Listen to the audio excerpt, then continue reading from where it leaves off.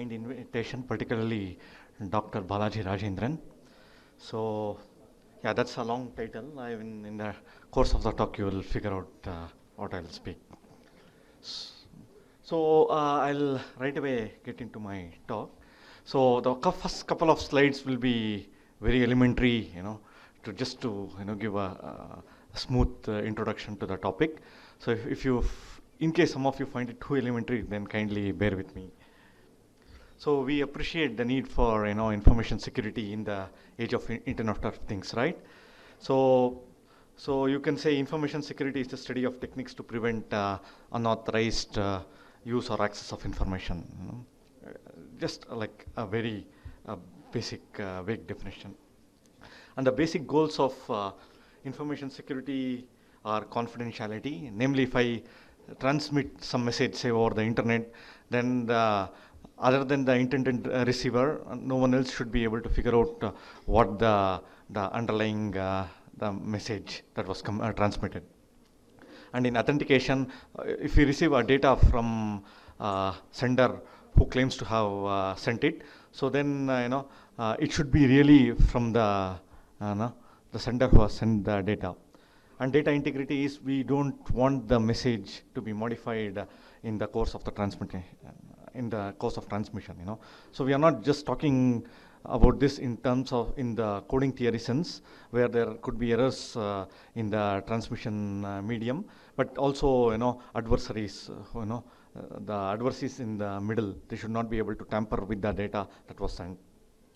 And then non-repudiation is it's a prevention of denial of previous commitments. So these are roughly some basic goals of information security. And what cryptography does is it provides mathematical foundations and techniques to realize these goals of information security. So cryptography has a very rich history. So it has been cryptographic notions that have been used since the Roman times, and of course in the world wars also. So what you see in this picture is the Enigma Cipher machine that was used by Germans during World War II, and it was broken by Alan Turing and his team at Bletchley Park in the UK. So how many of you have watched the movie The Imitation Game? Okay. Oh, okay. Yeah, that's nice. Yeah. So cryptanalysis. So it's a study of techniques to defeat the goals of cryptographic primitives and protocols.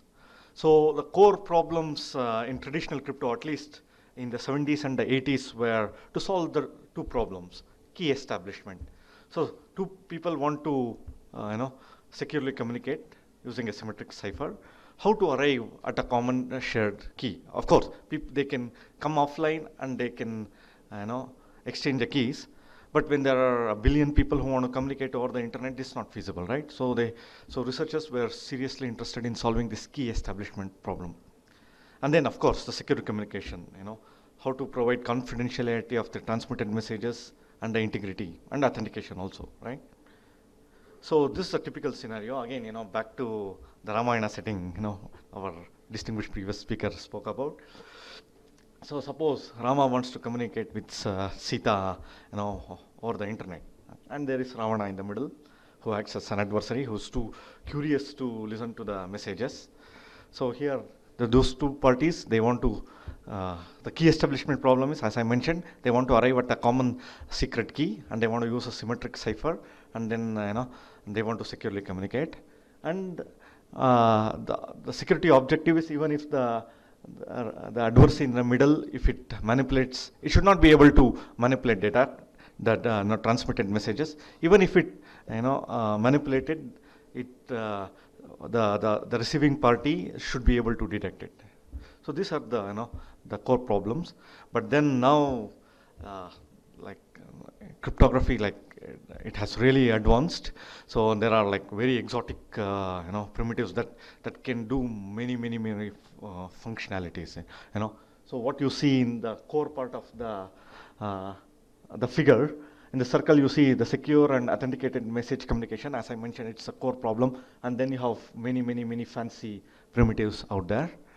And then the layer what you see above cryptography is the crypto engineering. It's not enough to just design a scheme and then argue about its mathematical security. So one should be able to efficiently also implement them, right, in hardware, software, and ensure that even the implementation is secure, And then, of course, so the whole thing sits inside the big domain of information security. And of course, the information security would also have, connections with economics, the law, the politics, and the social science. So Dr. Ramani rightly mentioned that it's a genuine concern of governments and law enforcement agencies to, identify people on the internet, But then it also turns out that what if the collected data is misused, I have seen news reports where China has turned into a surveillance state, So it's using all the possible means, including the footage of the CCTVs and spying on its own citizens, and possibly also assigning a score of how well behaved their citizens are, So in such a setting, of course, the citizens will always look towards the technology to solve it. But with the current state of the art of the technology, it may not be able to solve. So in that case, all the stakeholders, the government, the law enforcement agencies, and the technical community, they should all come together and discuss these problems. So that's why I mentioned, so information security has, a lot of connections outside. So this is just to give you a big overall picture. And traditionally, crypto system, as I mentioned, there are so many very, very exotic primitives mentioned on the. I am sorry, I think it may not be very clearly visible. Yeah, but that's not important either. So cryptography from past, like it's been seriously investigated for nearly 4 decades now. So there are so many, fancy primitives that can accomplish many functionality. And even the security has been very thoroughly analyzed. So for every cryptographic primitive, the adversary capabilities are very precisely specified. And then the scheme is actually, the security of the scheme is very rigorously analyzed, So one will come up with so-called proofs of security, where they show that only some underlying if the underlying mathematical problem is hard, then your crypto system is secure. For example, encryption scheme, they show that even if the adversary gets to see many ciphertext of the underlying messages and possibly the corresponding messages, and then on a new encryption, on a new ciphertext, it should not be able to distinguish any one bit of the underlying message, So people can come up with such security proofs. But so far, for the first 2 decades, it was mostly the mathematical security. So namely, the crypto systems were actually viewed as black boxes. And then there was a surprise. So it was in the late 90s that Paul Coker, so he showed that so implementations, even though on paper the crypto system is very mathematically secure, the implementation can be can leak something information about the secret key. So this was something new to the cryptographic community. So here you see a cartoon humorously depicts an adversary listening to the execution of say a decryption algorithm, for instance. Okay. So here the adversary will try to measure the amount of time consumed by the cryptographic primitive, or the amount of power consumed, and the sound it makes. So all this extra information, these are called the side channel information. So one can use this information to deduce about the secret key. Even though the adversary may not solve the underlying mathematical problem, using this side channel information, it can easily recover the secret key. But it turns out that such attacks, such implementation-based attacks, also have some prehistory, particularly in the world wars. So in the 1950s, so you might have heard of the MI5 British intelligence agency, right, and the government communication headquarters. So there, what they did was, in the Egyptian embassy in London, so they secretly dropped a microphone, and then they could at a distance they could listen to the noise the cipher makes when the key was reset. So the Egyptian embassy was using some cipher, some symmetric key cipher to securely transmit its messages to Cairo. And then because the British intelligence, somehow they managed to put a microphone into it, they could listen to the noise the cipher makes, and then they could extract the key and then decode all the messages. So, but in the crypto community, it was thanks to Paul Coker that we learned that even the cryptographic primitives are also, the modern cryptographic primitives are also prone to these side channel attacks. So, as I mentioned, some examples are, the adversary could use the timing information to recover the key, or the power consumption, or electromagnetic emission, and the cache attacks. Probably you would have heard of the Spectre and Meltdown attacks, So recent attacks, they are all based on the cache access patterns, And there are many more, acoustic attacks, so on. So the fundamental philosophy behind the side channel attacks is different operations on different data, they give out different physical leakage.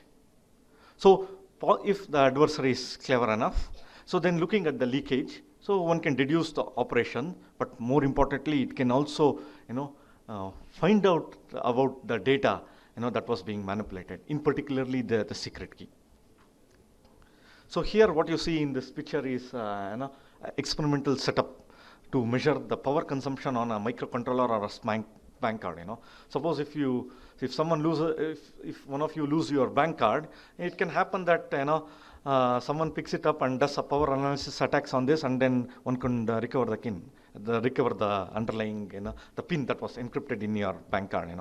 And I'm not talking about hypothetical attacks. Such attacks have been carried out, right? So this is the experimental setup for power analysis measurement. And then, so just to give you an example, so you would have all heard of the RSA public key encryption scheme, right? Suppose the decryption is naively implemented, and then adversary manages to collect just one power trace.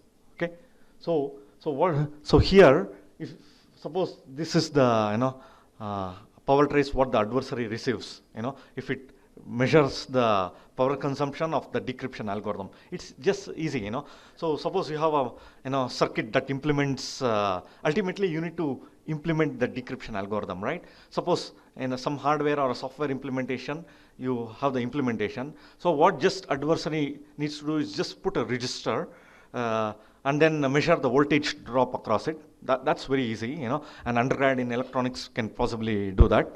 And then measure the power trace, and it turns out that wherever there is a peak, then that will correspond to bit 1 in the decryption key, and rest all is 0, right? So probably you would also have heard that the security of the RSA crypto system is based on the hardness of factoring very large integers, that the integers can have like 1024 bits or 2048 bits.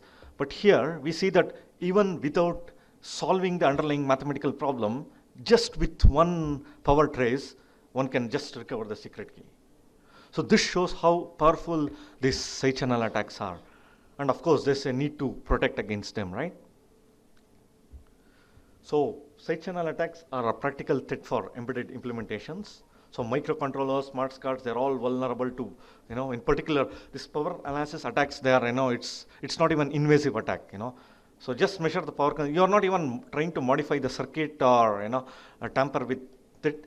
So you just need to silently measure the power consumed, and then it can be a very serious threat.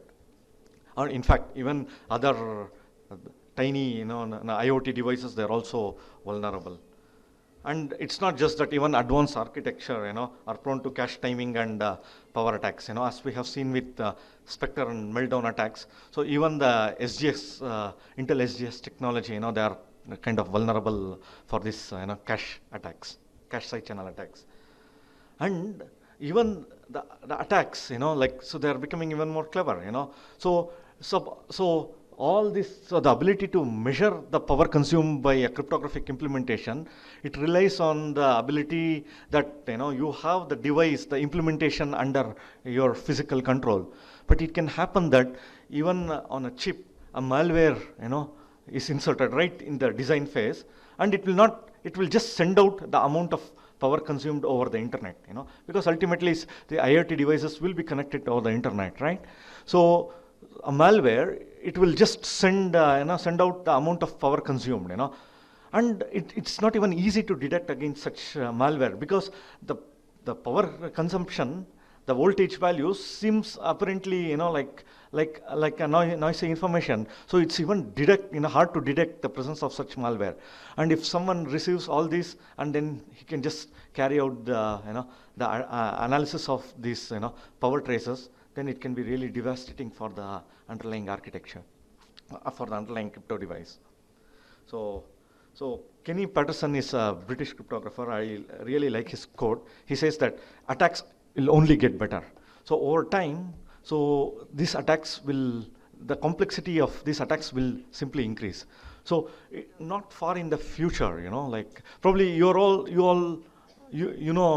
probably some of you might have used the contactless card, right? So it can even happen that you have a portable side channel analysis laboratory, and I just need to come in contact with your phone, up to say a few centimeters, and then I'll just measure all the physical emission, and then probably I'll be able to recover some secret information which otherwise may not have been accessible. So this possibility is not too far in the future.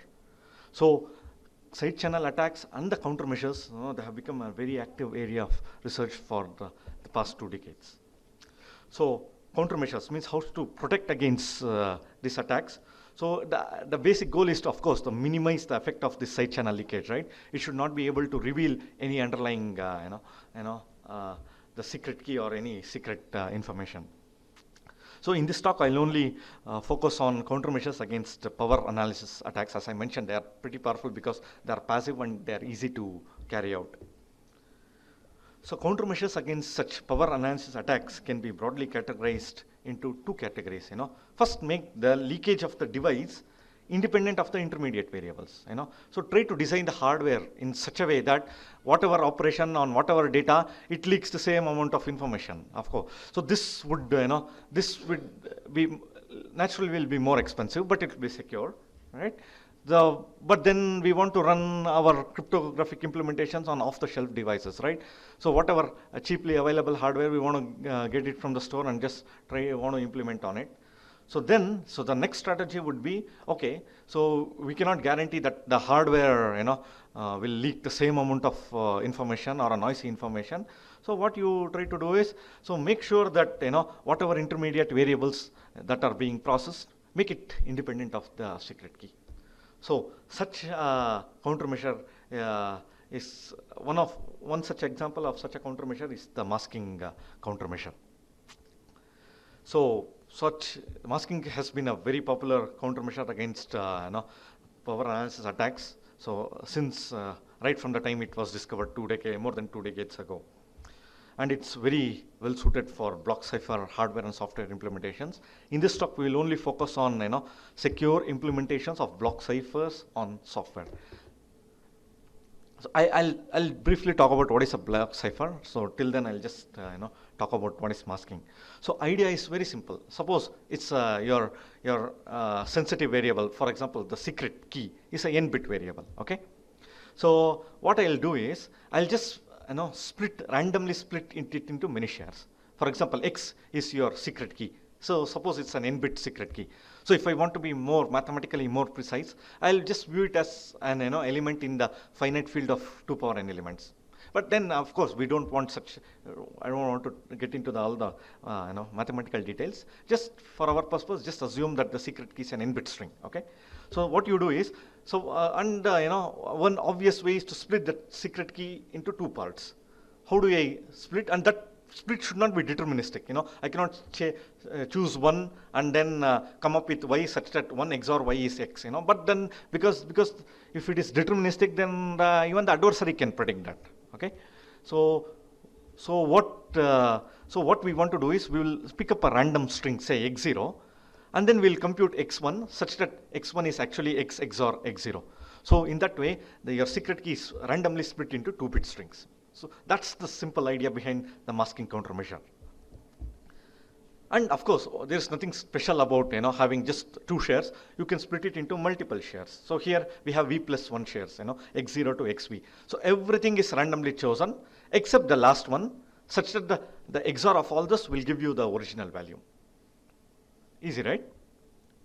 So, and such a simple method has been extensively, its security has been extensively studied, and there are many works that shows that even if some intermediate variables leak in the operation, then still the secret key is completely hidden.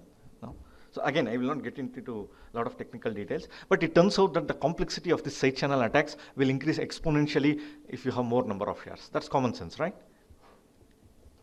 So as I said, so we are talking about the masking countermeasure, but what's the target application is to protect the block cipher.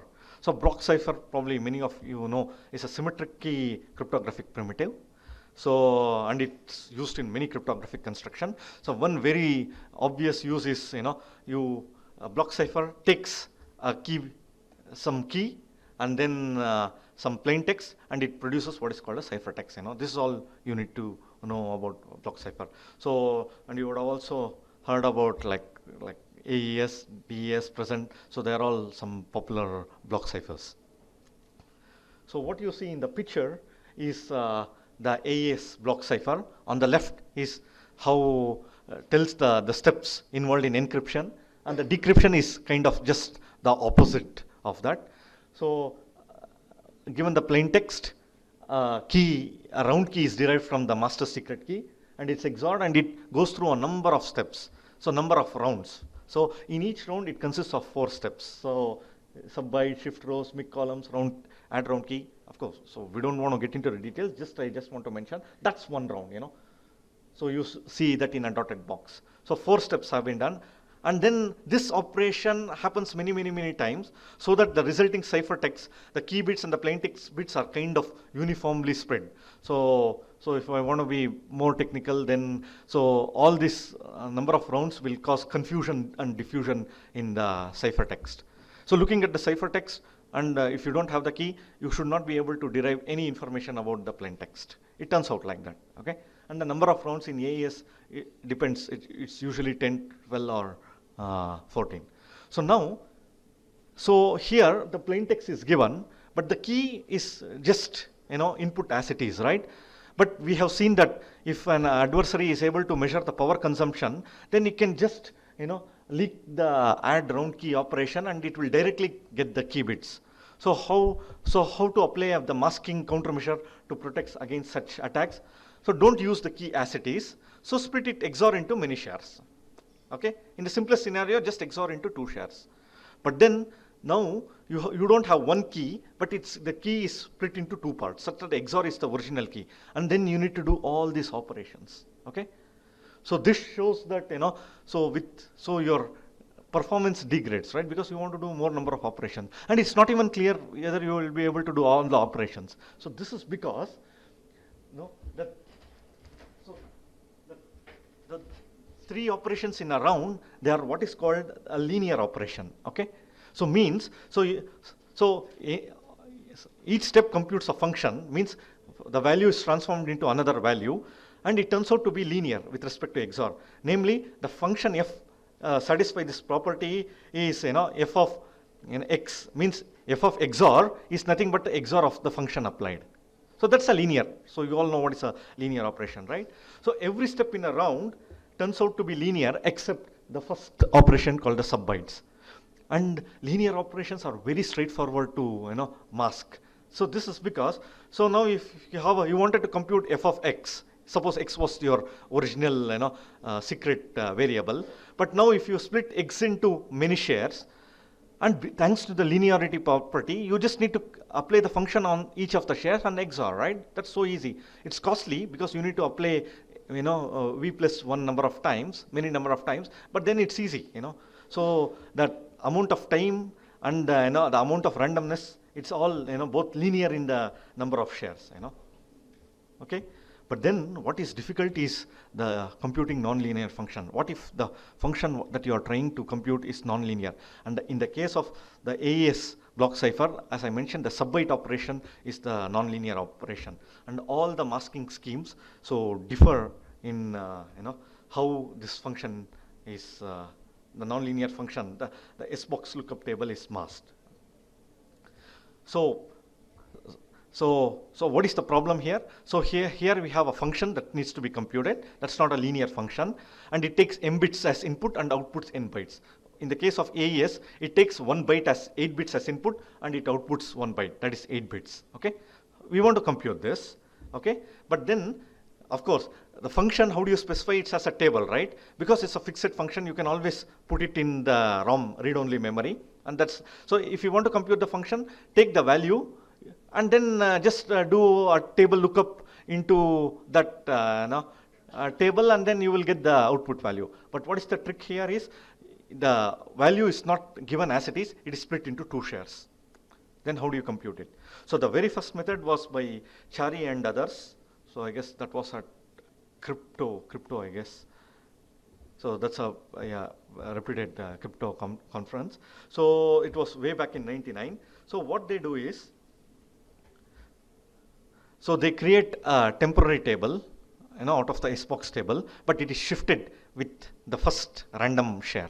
So remember, X is split into X1 and X2, okay?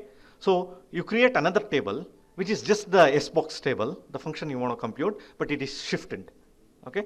So X1 XOR A, so for A will run over, for AES, A will run over all the 256 byte values. And then the output is also masked. So clearly you can see that the Y1, Y2 that will be output, they will XOR to give you S of X. You wanted to compute S of X, but again remember, X is not input as it is, X is split into many shares.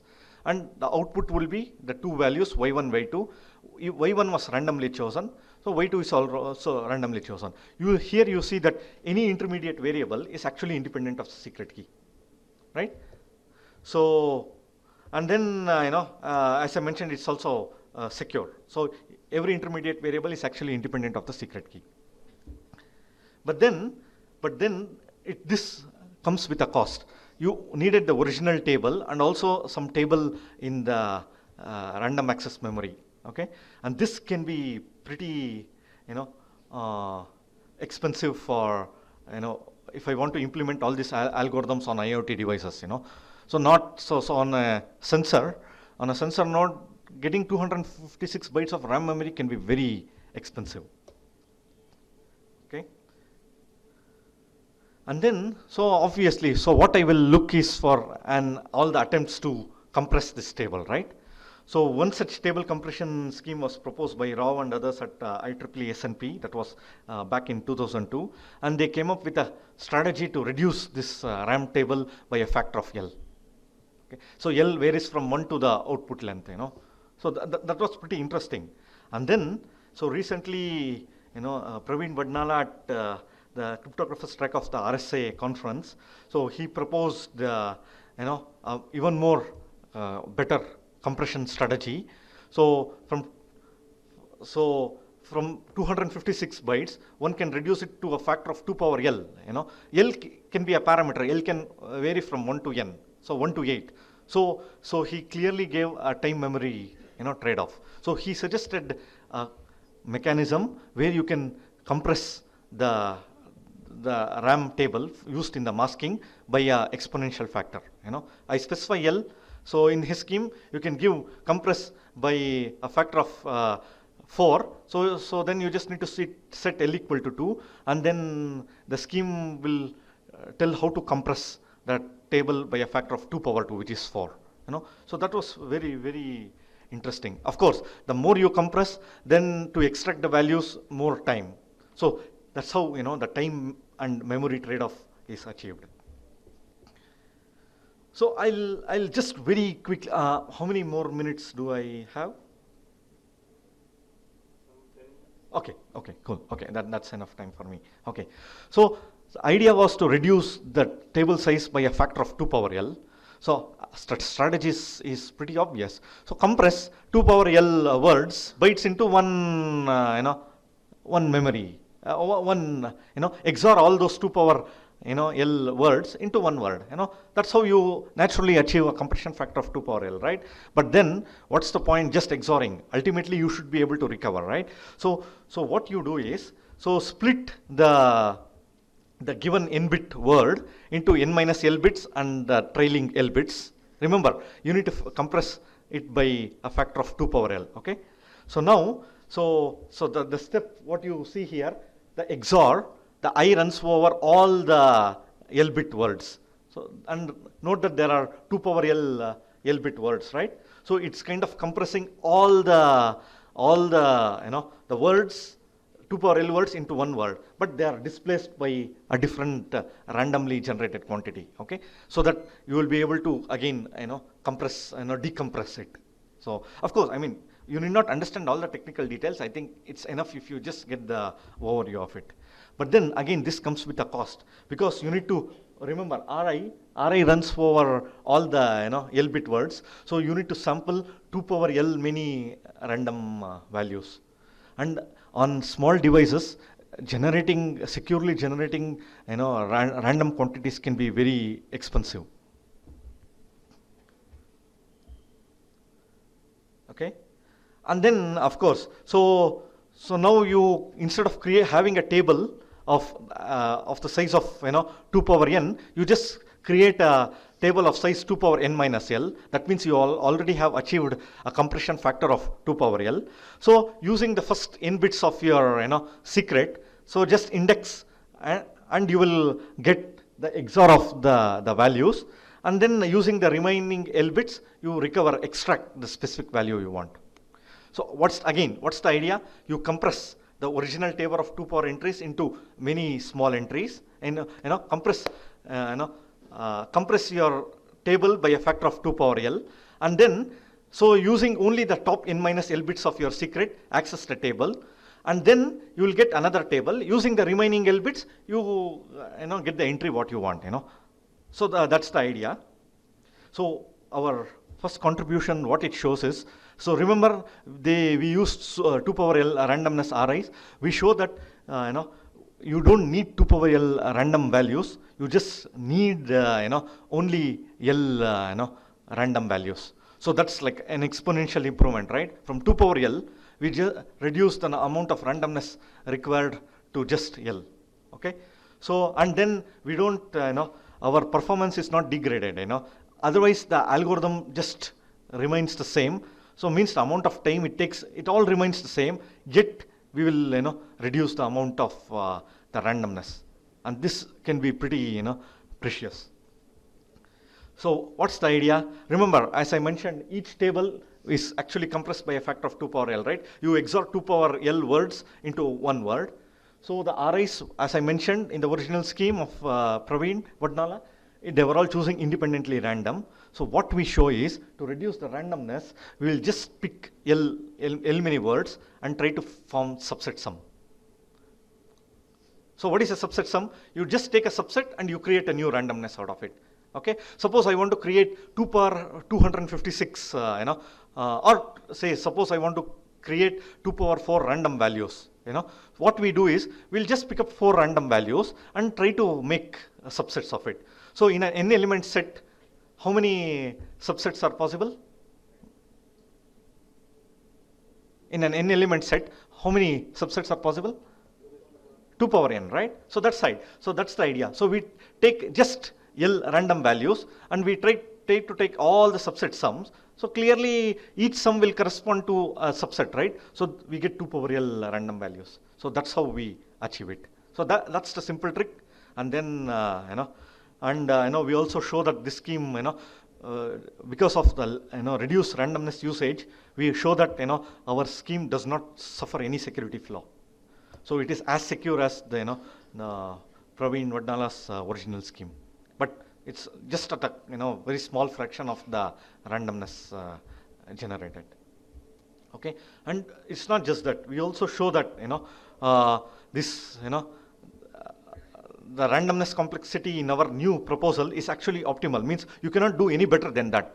Of course, whenever I make a claims like that, you cannot do better, it should always be with respect to what is called the computational model, right? So we should clearly tell what all the operations are possible, what are all not possible. So our model is what is called, in our model we just assume that only the operations that are performed are XOR. So any arithmetic operation that is formed, so adversary, what an algorithm can only do is, it can only do some XORs of the variables. And this might appear to be a restriction, but it turns out that nearly all the masking schemes, that we know, table-based masking scheme, they only do XOR operations. So our result will apply, so it does not turn out to be any disadvantage, So it's quite generic. Again, I will not, get into all this detail. I just want to mention the results. So what we did, to summarize, so there was a scheme by Praveen Vadmala, and we improved the randomness complexity from a factor of 2 power L to L. Okay, and we show that one cannot do better than that.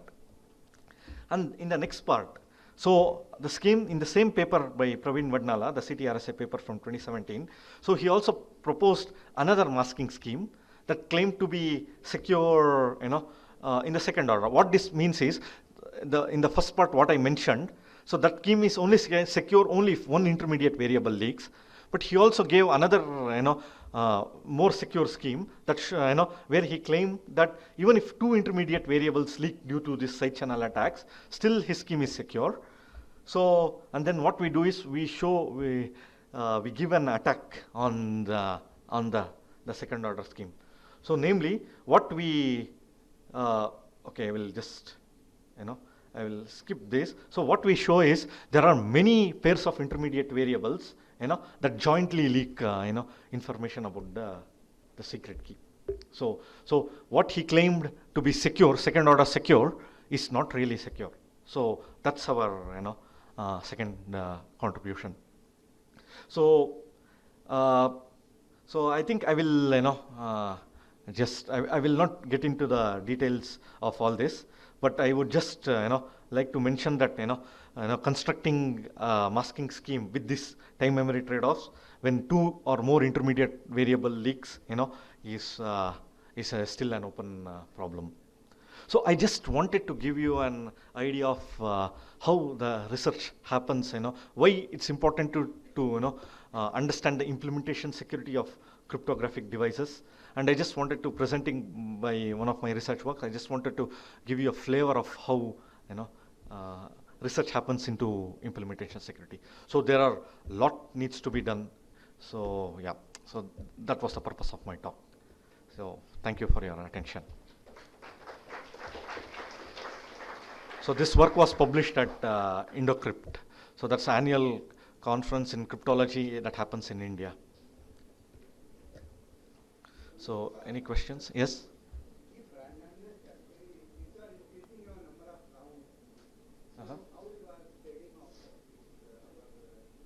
Sorry, could you please repeat the question again? No. We don't modify the algorithm. The AES, we still mask the AES, right? Or any block cipher. We don't change the underlying algorithm. It's just that the key is no longer, in one part. It's just key is split into 2 parts and the operations are carried out. So we don't actually touch the underlying, operation. We don't change the number of rounds. We just, optimize the amount of randomness generated.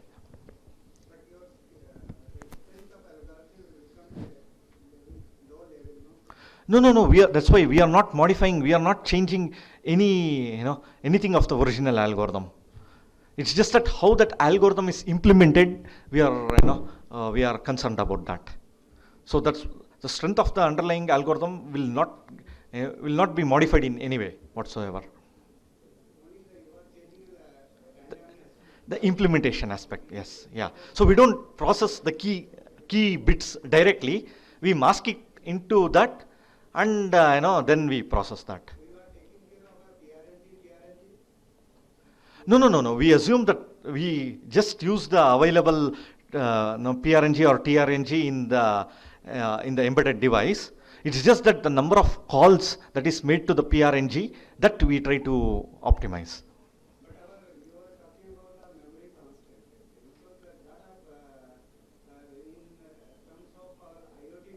Yes. So IoT actually the devices is smaller, millions of devices you are going to connect with the internet. True. Yes. The security threats is there. Yes. So how you are managing because the devices is itself having a very less memory capacity. Exactly. So that's why that Praveen Vadnala's algorithm was proposed. So if you just take AES, naively implement this masking countermeasure on the AES, so you need a RAM memory of 256 bytes, which can be very expensive for wireless sensor nodes. So that's why he proposed a time memory trade-offs where he proposed many constructions of the masking implementations of the masking scheme that needs lesser memory, but of course to compensate you it needs more time, right? So we in that what we did was we retained the same algorithm, just that we reduced the amount of randomness that was needed by Praveen Vadnala's algorithm. Thank you.